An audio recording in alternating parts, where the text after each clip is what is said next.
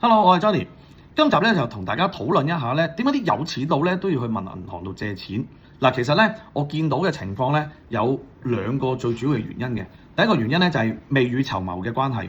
咩意思咧？就係話佢問銀行攞定一個額度喺度，佢長期劈喺度唔喐嘅。做工程佢走去投嗰單工程翻嚟，佢中咗，咁佢咪即刻可以利用呢個額度去開展佢前面嘅嘢咯。買料啊、剩啊、噼里啪啦啦。咁如果唔係佢冇呢個未雨綢繆咧，佢都唔知夠唔夠膽走去投標，就算中咗標，跟住佢即刻揾銀行去做呢個申請、做呢個貸款嘅時候，銀行又唔知幾時批出嚟，咁就大乜鑊啦。咁所以未雨綢繆係佢哋腦諗緊嘅嘢。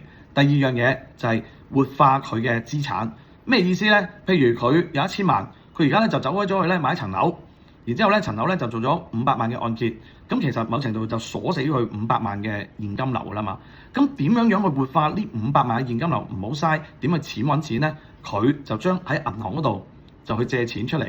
咁借錢出嚟，其實銀行有好多產品嘅，有啲產品係可以令你錢變錢㗎嘛。佢就攞嗰啲咁嘅產品出嚟，令到佢自己不斷咁樣去增值，令到嗰啲錢生出嚟咧去冚佢嘅按揭。呢一樣嘢就係啲有錢佬成日諗嘅嘢啦。問你死未？再見。